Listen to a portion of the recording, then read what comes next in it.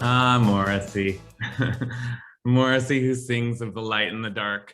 Um, I was preparing this class this morning, and it was raining outside, and it had that kind of it was cloudy, but the light was sort of beaming through a little bit, and I remembered it felt a little bit more like the north, the Bay Area where I'm from, where things are cloudy. More often, you have this sense of you know a greater when there's darkness. When there's more darkness, you have like a greater awareness of the light. And I'm right now I'm just speaking in a very basic kind of atmospheric way. And so, here we are.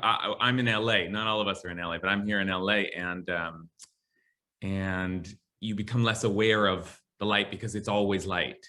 And sure enough, the light is here again. And so today we're going to be talking about light and try to be sensitive to the experience of full light, and also the kind of light that emerges in the darkness. Okay, if that isn't an abstract enough beginning, let's begin with a blessing, and sanctify the light, right? Which is something that we do in our tradition. Okay, blessing over Torah study. La'asok b'divrei Torah. Baruch atah Adonai Eloheinu melech haolam asher kitshanu b'mitzvotav v'tzivanu la'asok b'divrei Torah. Okay, so let's see here. What just to orient us a little bit, we have been learning Mishnah now for a year, and we finished the first Seder of the Mishnah, which is a very big deal. We finished one of the 6 orders of the Mishnah, Zra'im, the agricultural order of the Mishnah. And we're now going to head into, I must say, a much more exciting order of the Mishnah, which is Moed, the holidays, the festivals, the calendar year, which has really in some ways become one of the core. If agriculture feels a little less relevant, the holidays are like the core container in some ways for our Judaism, one of them anyway. So it's nice, it's exciting to enter into it. Now, the first tractate in the holidays is the most important of the holidays, and that is Shabbat. And there's lots to say there, and it's actually one of the biggest tractates just of the Mishnah itself. There's a lot to go through. So, we could spend a lot of time in Shabbat, and we might just, but I think because of where we're at in the year, what we're going to do is jump to Masechtot forward and get right into Psachim, Mishnah Psachim, Passover. And this week and next week, we're going to be talking about Passover as it emerges from the Mishnah, obviously Passover is right there in the Torah, but how now we're going to see how the rabbis begin to think about and formulate Passover. And next week we'll even take a look at the way that the rabbis actually begin to put together a Haggadah for us. Okay, but this week we're just going to start at the very beginning of Masechet Psachim. And the reason that I spoke about light at the outset is that the beginning of Masechet Psachim is very strange, and it's strange not in the way that Mishnah and Talmud is often strange, like what a strange legal idea or formulation. This one's strange because the language is strange, and it kind of pulls us very quickly into a kind of what I want to do with you all today, into a kind of a literary analysis of the Mishnah. There seems to be a kind of poetics going on here in the Mishnah. And so I'm going to try and bring us through some excavation of a theme, the theme of light as it immediately emerges in the Mishnah. And along the way, we'll sort of stop and try and figure out, we're not right now going to try and figure out the law of Passover, which is usually our study here in our Mishnah class, but try to figure out what is the theme, what is going on here, what's the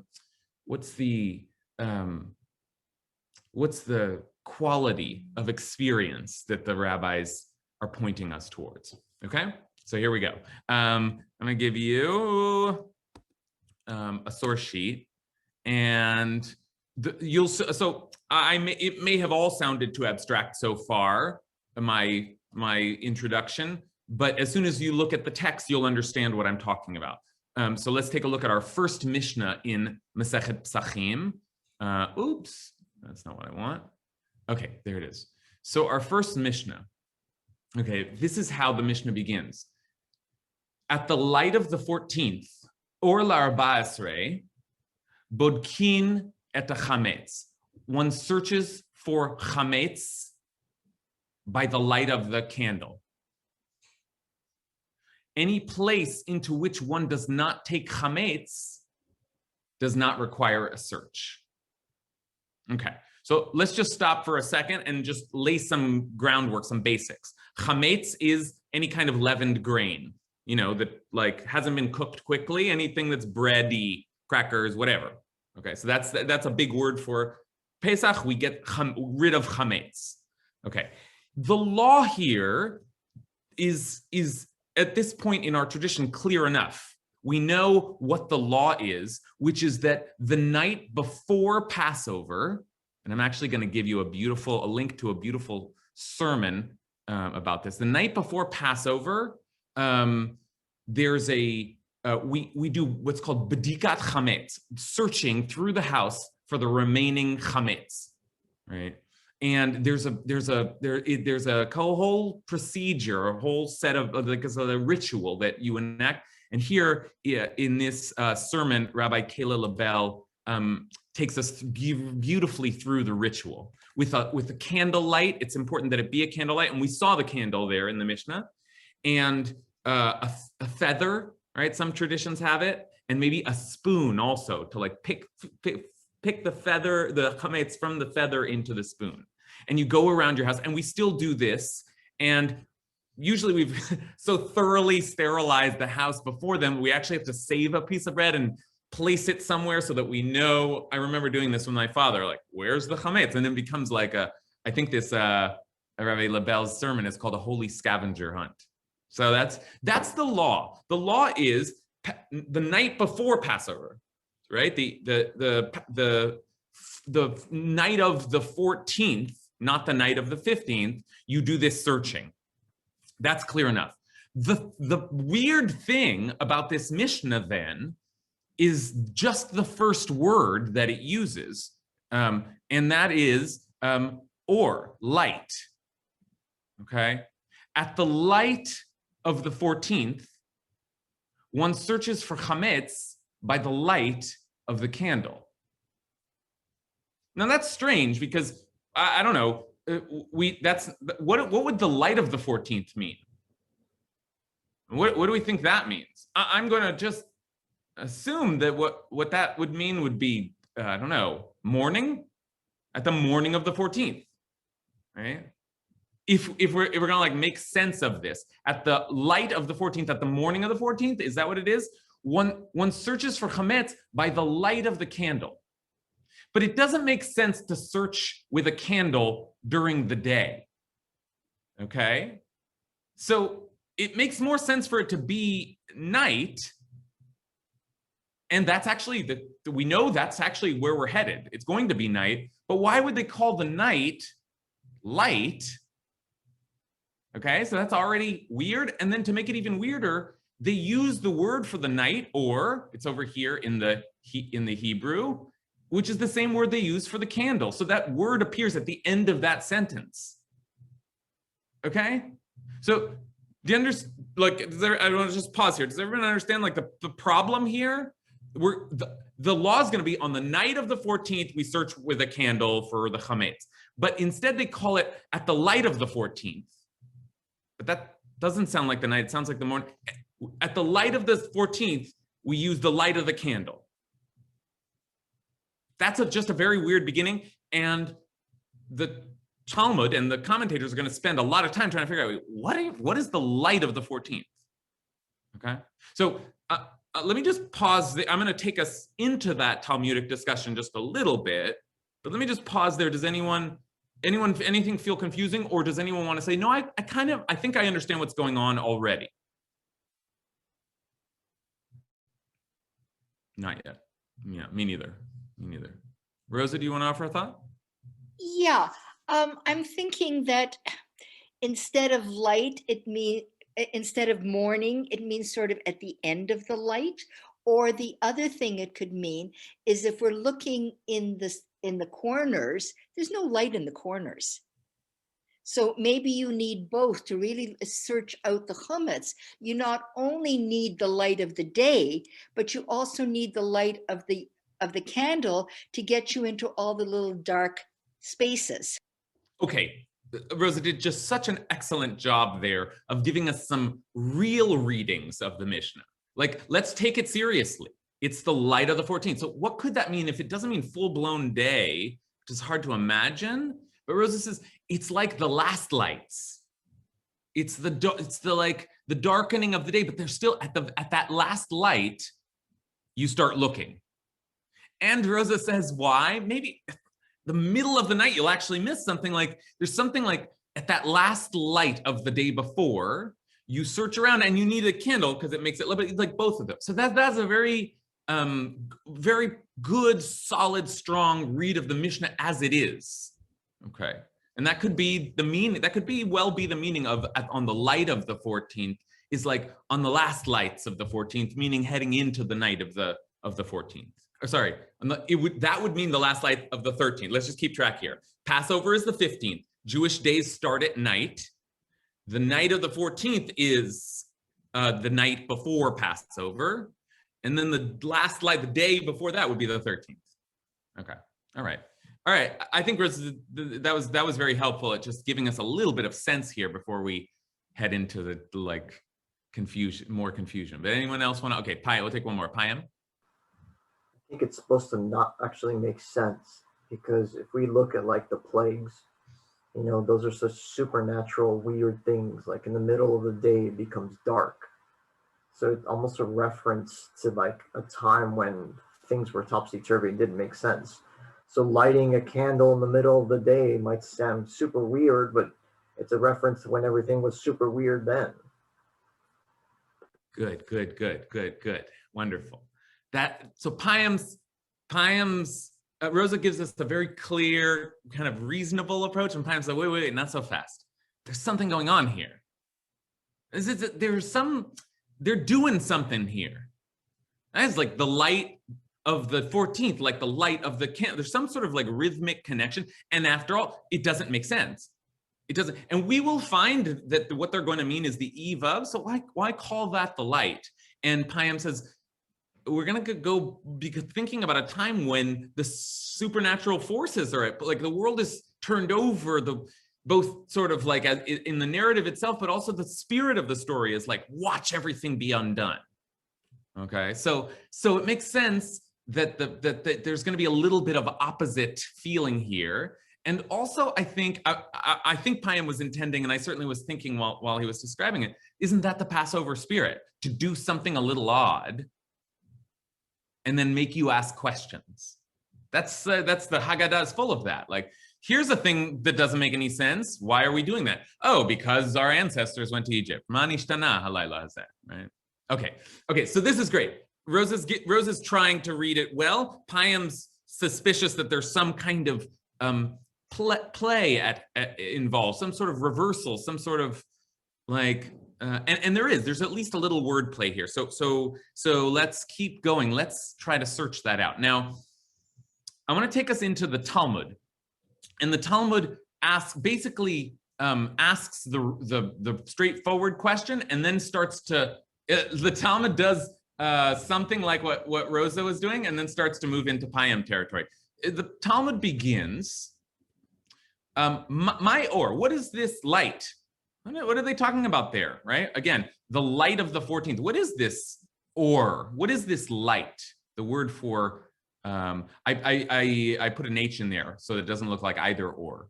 But the word for or, this really means light. In fact, let me just, ever since my mom started coming to these classes, I'm very aware that it's better if everything's visual. What is this or? What is this? Now, it actually means light, but there's a debate. Rav Huna said it means light. That's what it means, which doesn't really solve the problem. And Rav Yehuda said it actually means night. Okay, now it's like that didn't help very much, did it? Rav Huna Amar Naghe, it just means what you think it means. It means light, which that doesn't help us. And Rav Yehuda says Lele. No, it means night. It means the thing that it's eventually going to mean, but then why did we use that word? And we're going to need some help from either like Rosa, who's going to explain how that actually does mean Eve, or some other way that the light of something actually means the night of something. Okay. And then here's where things get payamish, right? Because the next line in the Talmud is like, wait a minute. Do you really think that the one who said light means actual light, and that the one who said night means the actual night? Now, that's meaning we have these two positions. One rabbi says it means light as it is, and one rabbi says it's a code for night. And the Talmud just says, that's not a good answer. That doesn't, do you really just think that like, he means just light? Because that doesn't make any sense. You haven't actually given me an answer.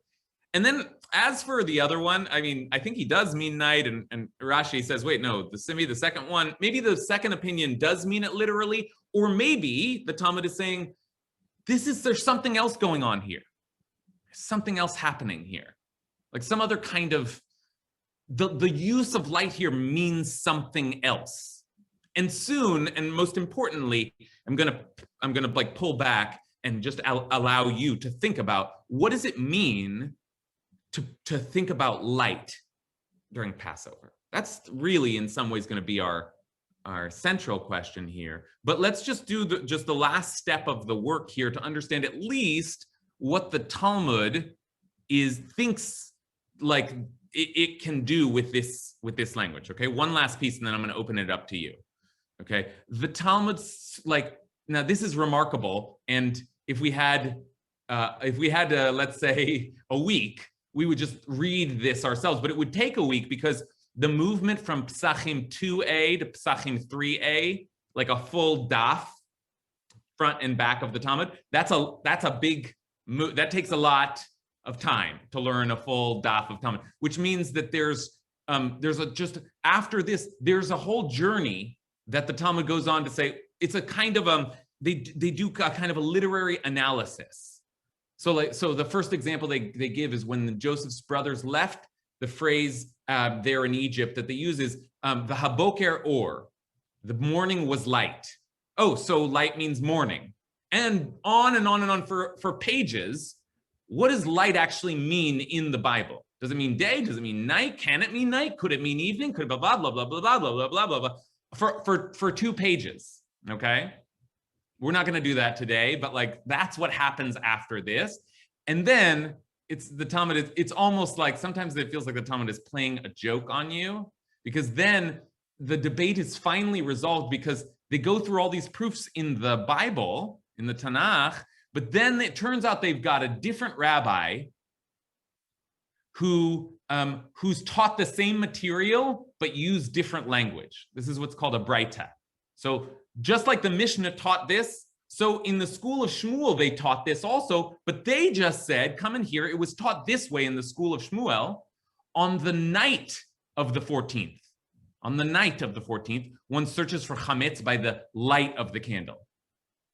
So since they taught it that way, apparently, or means on the eve of, or urtahu, it's on the eve of. And it works better in Aramaic, as they say about, about Aramaic jokes, right? Okay, but let's just follow that for a sec.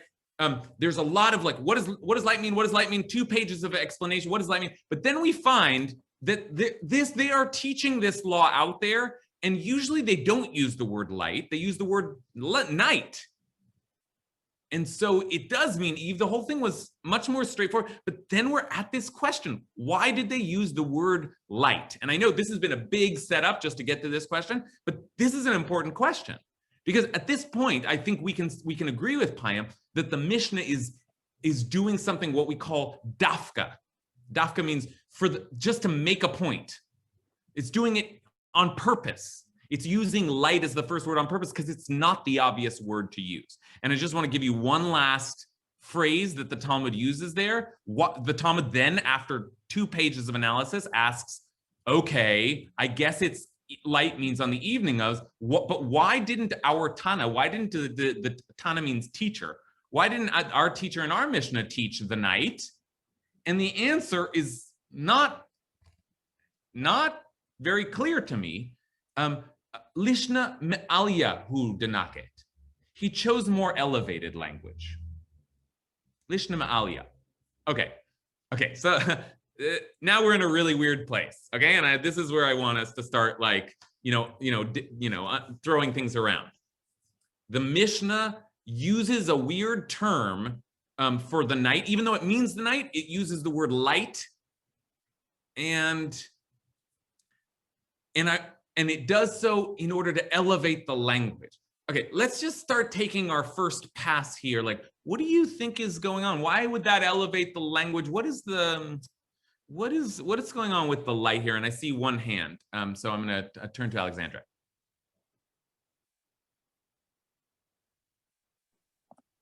So I like this passage a lot more than what I recall the rabbis having, what we've studied so far, or the classes I've attended so far, because it seems like they're getting kind of mystical, which I really enjoy. And I'm reading it as, if I'm correct about the time, which I may not be, but is this after evening prayers? And could it be that we're responsible for the light? And that's a very big Passover theme, that we bring the light into the world, and we can do that through our prayers and through our actions. So I think that I'm reading it, at least right now, as we're responsible for the light, and it comes after the prayers. Yeah, great. Okay, we create it. Alexandra has a kind of a spiritualizing, like, tendency in general. So she very easily picks up on what I think she's right. The Mishnah is doing here something almost like mystical, or at least symbolic here. Like, the Mishnah seems to be talking about the night, but it's saying you on the light up, like there's something about this night that is light. And Alexandra wonders, okay, maybe it's because we illuminate. Remember, after all, we're taking a candle into the night. So this night becomes, we have the power to illuminate the night. Now, if you feel like, oh my gosh, where is this class going? Like, what are we, Alexander and Rabbi Kasher getting all, mystical on it. We can also just use the word symbolic, right? And there is in some ways, there's no greater symbol in our tradition than light, in spiritual traditions in general. But I mean, in our tradition, that's the first thing that God creates, the light. And the light was good, right? So, that's like, there's something really important about light, just as a concept. So now when the Mishnah calls the night of Passover the light of Passover, something like, whoa, what is that? What does that mean? All right, Marianka. Could it have something to do with the fact that it's the night before New Year, and the new is marching from freedom, from slavery to freedom to light, that kind of light, Yeah, wonderful. Yeah, I love that. First of all, Nisan, the Passover month, is in some reckonings the beginning of the year. Certainly in the Torah's own reckoning, it's the first month, right? That's the first time the calendar is set. And I love the language that Marianka gives us, which is that, oh, this is the eve of, it's New Year's Eve, and it's like the first light of the year, right? Like the dawning of a new year. at the dawning of Passover, imagine, right? And it's the night, but it's like the eve of, and so it's you begin to feel the new year emerging. And there's some feeling of that in the night before Passover. Lovely. Yonatan. I think the Mishnah is playing around with an ambiguity that's already present in the Torah about like this gray space between the 14th and the 15th of Nisan. We get we just had it in Parshat HaChodesh, right? The reading of the new month. There's two commandments that we're commanded to do on the 14th. One is to sacrifice the lamb, which is done when the sun is setting between the 14th and the 15th, right? Another one is we're supposed to take the chametz, to only eat matzah starting on the 14th in the evening, right? It doesn't say the 15th, which is what you would kind of expect. There's a lot, there's really a sense that there is a day's worth of preparation, and that preparation is really gray, right? That's kind of what superb. What Yonatan did for us just so better, I think, than I could have brought in some of the ambiguity that is right there in the origin of Passover in the Torah. There is a lot of playing around with the 14th, the 15th, the 14th, the 15th, and as Yonatan said, that gives us the first sense of something that's going to last with us throughout eternity, which is Passover prep. That's a lot of what Passover is being on before Passover. Don't you feel stressed out by Passover right now? I do. Once it hits, it's like, but before Passover is mania. And there's something like the Torah almost seems to want that. And remember that our Mishnah is in that zone, like the time before, searching out, making sure. So there is something important about being before Passover and yet already in some ways being in Passover. That's like a part of what's being kind of played with here in this language. Okay, I want I think we're getting some of our great minds here beginning to do some of the symbolic thinking for us. I want to give us some more material to do some of that symbolic thinking, and I hope you're at least convinced that the Mishnah is kind of sending a flare out by using the word light for night. But I would suggest that actually the rabbis in general felt that Passover was available for symbolic, spiritual language. And one of the most classic instances of that is that the rabbis spoke of chametz as the not just the stuff outside of us, but the thing inside of us that clogs us up and blocks us from serving God. We have to get rid of the chametz in ourselves. The Talmud says that already. That's not like a later Hasidic idea. So the rabbis had this idea that whatever's going on out there with the bread and the prep for Passover, it's also going on inside. And there's a kind of, when we see chametz, we think of desire. And when we see matzah, we think of limitation. There's all this symbolic language in Passover to begin with. Okay, so let's just now start to develop that symbolism a little bit, and I'm just going to give you a couple of texts here that are worth incorporating into our conversation. One we've already referenced, which is just the opening verses of the Torah. Vayomer Elohim yehi or, vayehi or. God said, "Let there be light," and there was light. First thing God creates, light. Same thing here. And God saw that the light was good. Vayar Elohim et ha'or ki tov. And God separated the light from the darkness. It doesn't say God created the darkness, it says God separated the light from the darkness. And then God called the light day and called the darkness night. This, of course, is what the Talmud is going to, one of the verses, the Talmud is going to say, what do you mean? Light isn't evening, it's day.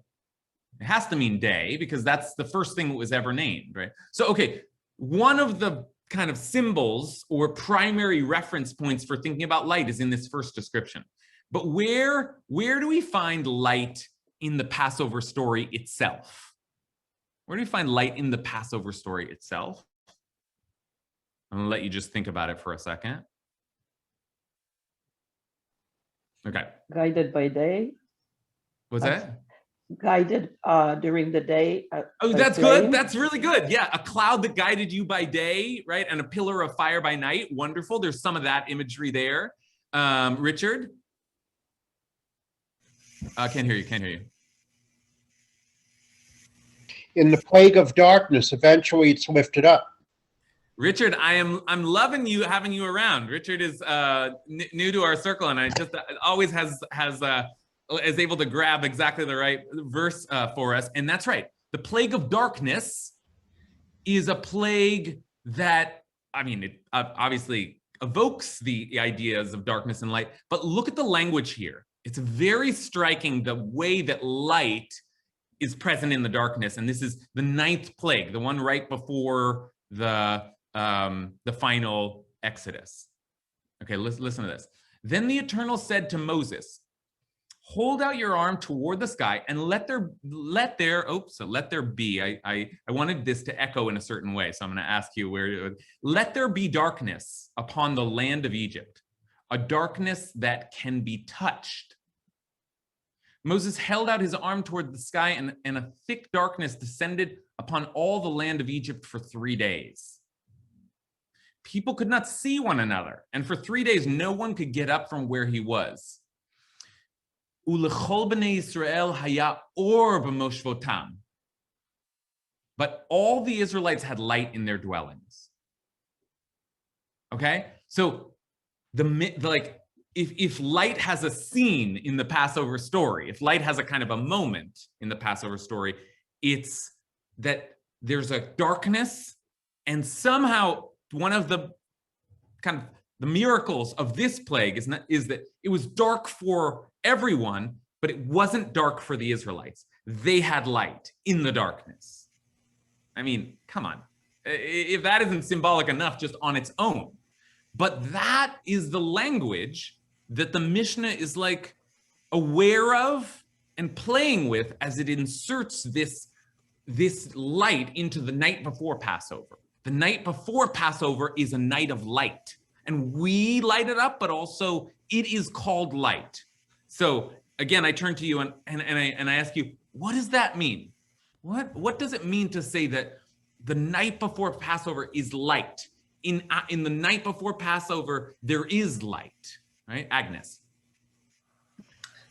I guess I love the idea of latching onto the creation story and mapping that onto the Passover story. If like Exodus is one paradigmatic narrative, then creation is another one. And the idea that the first thing that God creates is light, and the next thing that God does is distinguish light from darkness, is separate them apart. So that it seems like if clearing the house of Chametz, it's almost like making a distinction between this is a state of freedom and this is a state of slavery. And I'm just like, think that if light is like and I looked up it in my Gastro dictionary, light, and it comes from like breaking through and perforating. So if there's a sense of light, if something is breaking through, and then the task is on us to then make the distinction, just as for God, the light is something that breaks through, that gets created, and then there has to be a distinction made. That feels like a just before Passover kind of a task to be taking on in a way that maps Exodus onto creation somehow.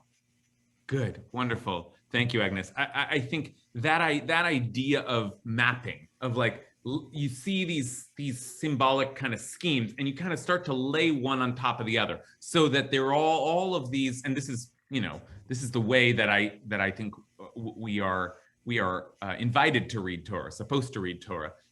All of these narratives begin to speak to each other. So Agnes says, when God creates the light and then immediately starts distinguishing what's light, what's dark, what's the name for each, how do I say, and what we're doing, right, in this evening before Passover is a kind of searching things out. Like, oh, that's chametz, that belongs out. Oh, we're getting into Passover right now. We're just sort of bringing light into the dark and then figuring out the difference between light and dark. And so it was the night of the plague of darkness, when we could find light even in the dark. Okay, great. Jen. Yeah, this might have been folded into what Agnes was saying, and I missed it. So apologies if I'm repeating. But if God creates light and then separates the darkness from the light, that literally says that the darkness is part of the substance of light, because it was in the light to be separated out to begin with. It's of the same substance on some level. Yeah, that's right. Okay, so something really interesting here happens, and what Jen says is so precise and so important. God doesn't originally create darkness. God creates light and then somehow separates the light out from the darkness. So it seems like there are almost two parts of the same reality. And in some level, intuitively, we know that, feel that to be true. That sounds right. Okay, so that's interesting, because what does that mean about what darkness is and what light is? And is one bad and good, or are they actually just sort of like two experiences that need one another, as we do in fact need, light in order to see dark, and dark in order to see light. Now, given that, take a look just one more time at the description of the plague of darkness and see if you see any creation language in this description, right? Vayomer Adonai el Moshe, the Eternal said to Moses, Natei yadcha, hold out your arm, al hashamayim, to the sky, to the heavens, vayehi choshech, al eretz Mitzrayim, and this is why I translated it as let there be darkness. It's that same language. You do this and there just will be, let there be, and there was, right?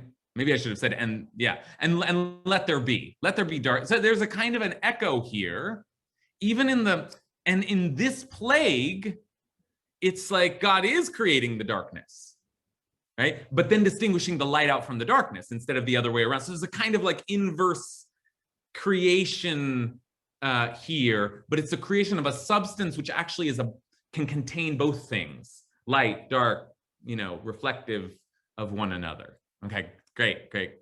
But of course, okay, what does that mean? What is the meaning of that?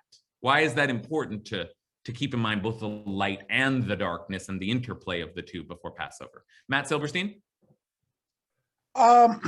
Something I've been seeing a lot of is I think much of this part of Judaism is protecting us in liminal spaces, protecting us in that which is moving from one to another between, and the whole Passover story is of a liminal space, of a moving from one to the other. And so I want to connect all this light and dark and such to one other piece of Passover, which is the blood on the doorway, because doorways are themselves precisely a liminal space. And Judaism, one of our remnants of magic that is entrenched in the religion is to protect that transfer, that movement from inside to outside. And so I think it's the same thing is going on here. They're trying to control it. They're trying to take a chaotic thing, which, by the way, is what light and dark comes from, is the chaos that God creates, the light into the chaos and the darkness into the chaos. They're taking that chaotic space and saying we can control it. We can put limits on it so that it is safe to do. Okay, wonderful. Thank you so much, Matt. Well, Matt just said an enormous thing, like a massive thing. And let me just say it in quickly again, although we gave such textured language for it, but that the idea of a liminal space or a transition space is critical to our understanding of Passover, because after all, Passover is about the transition from slavery to freedom across the Red Sea, moving from one state to another, from slavery to freedom, et cetera, et cetera. So and Matt says, and after all, Judaism is often concerned with the transitions and the spaces in which one transitions, the liminal space that is neither here nor there. And let me just add to that, what the rabbis, maybe what the Torah does is to use the transition from day into night and night into day as the primary metaphor for that transition, right? And it's the first thing that we start to see in the Torah is that there's a day and a night, and you call one another, but they come from the same thing, but they'll sort of rock back and forth. And that's the way of light and dark in the world, right? Yin and yang, imagine. That, and so when we speak of Passover, we are in the we're in the sort of the psychic space of moving from night into day, the light, or moving from day into night, because after all, like Passover, the whole thing happens at night, right? And yet in the night, remember, they're all part of one thing. So in the night there is light, right? And in the day there is darkness. Okay, so I'm just like, I feel like I'm throwing like a hot coal out there. So what do we do with that? Like, let's hear some more. Rosa and then Allison. Okay, so to me, this is taking the creation story and turning it on its head. You know, in the creation story, we create light, we separate light from darkness, which, by the way, is not light as we know it, because it's primordial light, because light as we know it comes from the sun and the moon and the stars. And the light was separated from the dark before the creation of the luminaries, you know. So therefore, it's a different kind of light. And I'm wondering if it's the same thing here. It's a different kind of darkness. And because it's a darkness that you can feel, that you can touch. And there is a sliver of light. But I'm also wondering, is this sort of God's warning that I've created the world by separating light from dark and doing all the rest of it? I can now destroy it. Yeah. Okay. Wow. Boom. That's a big kind of twist at the end. But first of all, let's just like listen again to what Rosa said there, which is also a very massive thing, which is that the light that God creates isn't just light. It's not just a story of like setting up the theater, you know? It's like light is the first thing that God creates. And so light becomes this symbol for that which is of God. Something about the light, and for every spiritual tradition, something about light that evokes divinity. It's just, we like, look at a candle. How does it feel to look at a candle? Right? There's something about, or the sun, or the moon, or the stars, or just like light that feels like some property, some spiritual property. Yeah. And then Rosa suggests, and so what is Passover then? If Passover is like bringing darkness instead of bringing, and the undoing of, by the way, the Maharal of Prague has this like incredible schema where he sees every of one of the 10 plagues as undoing one of the 10 kind of steps of creation. So it is exactly that. God is uncreating the world in front of these people, like turning it back into chaos and void. So yeah, so you're right with Matt there in sensing the chaos underneath all of this, like rumbling underneath all of this. Allison? Yeah, it's very interesting. I like this idea of chaos, and I'm thinking of two other things at the same time. One is I'm thinking about Joseph's story. I feel like when we talk about Passover and Exodus, it's like there's this teeing up for that story, which is Joseph's narrative. And the interesting thing about Joseph is like his life is so full of these twists and turns, right? Like he has these moments of like real sweetness in his life, and then he also has a lot of suffering. And the interesting thing that I really like Joseph. And one of the things I like about him is I think he has a really beautiful attitude. You know, his attitude, he always has like this like love of God, or like this sense of internal faith, it seems like, even when, you know, he's in prison or whatever, like, you know, he's like good to the guards. And it makes me think sometimes about how Rabbi Brous has said, like, we're moon people, you know, in the same way that like we can't always see the moon, that it's always there. There is something about like there being light in the darkness in that sense. And I think that one thing that's so beautiful about the Passover story is that it does set up like this really beautiful, hopeful story, right?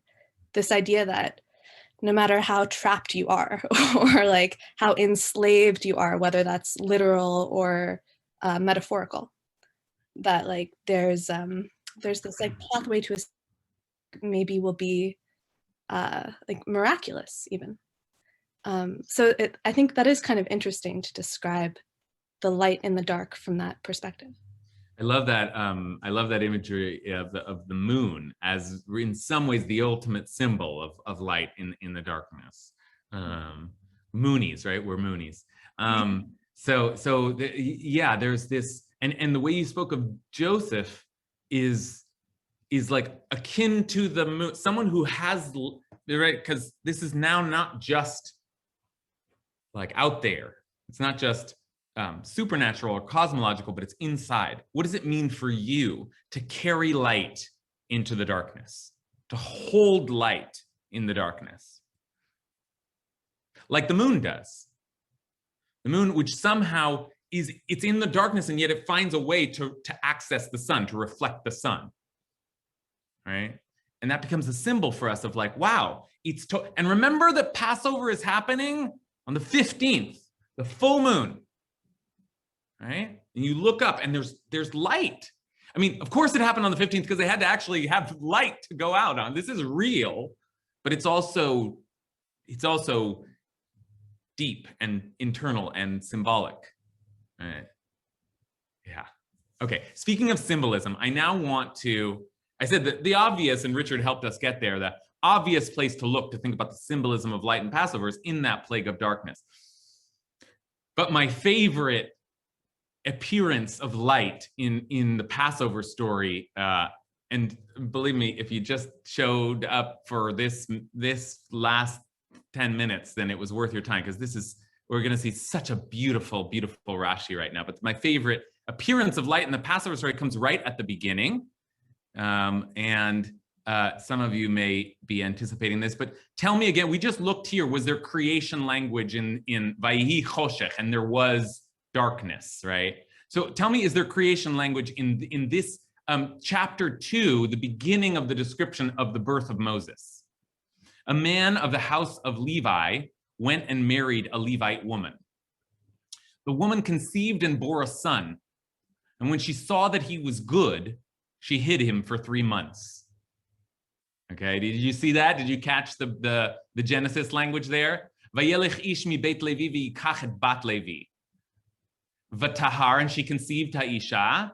Vatelet, and she gave birth to a son, Ben. Vatere oto kitov, and she saw him that he was good. And let's just remind ourselves, Vayar Elohim et haor kitov, and God saw the light that it was good. That's nobody is going to tell me that that's not a connection. This is the way we read the Torah. Okay, this verse is referencing creation, and so Rashi picks up on it and says, what does it mean that he was, and Rashi's question here is, what did she see? How did she see that he was good? She couldn't actually see it. You don't see that someone's good. And Rashi says, borrowing from the Midrash, Rashi says, Kishenolad nitmale habayit kulo ora. When he was born, the whole house filled with light.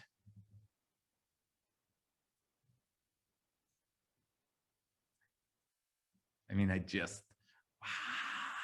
That's like some of the best Torah you're ever going to hear. I mean, it is so good. She saw that he was good, and in doing so, she was like God creating the world again. She created the light.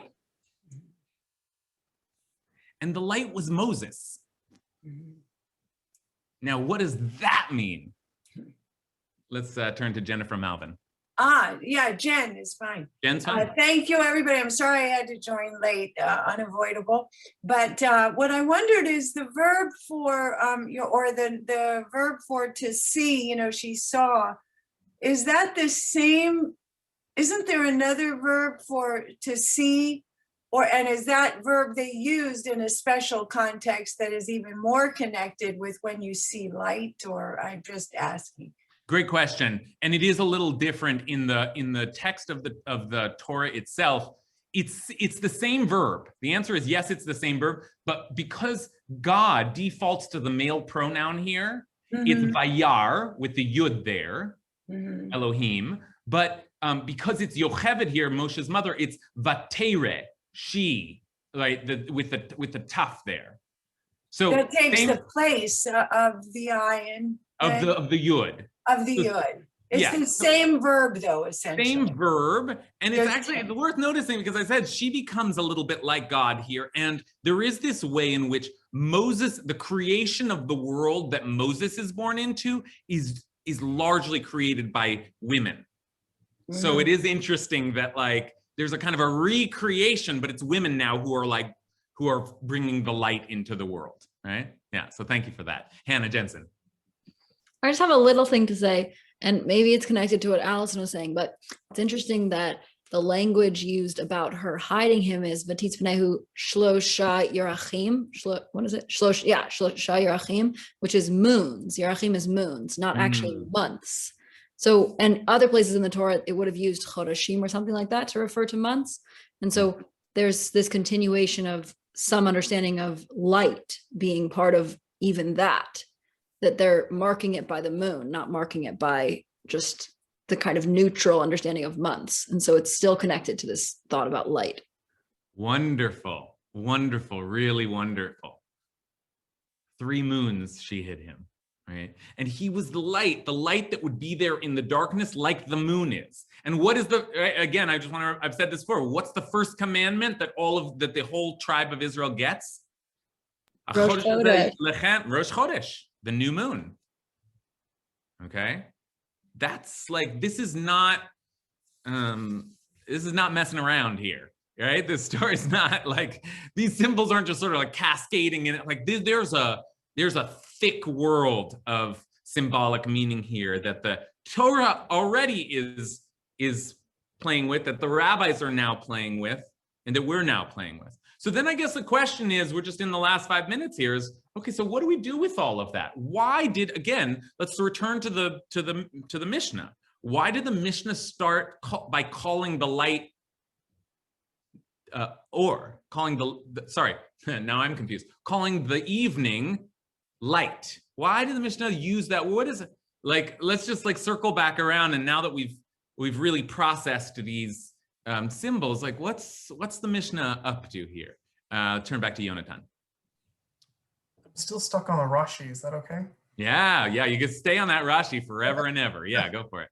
Well, it's interesting that the Rashi doesn't say O, right? It says Ora, which really, I mean, is her light, right?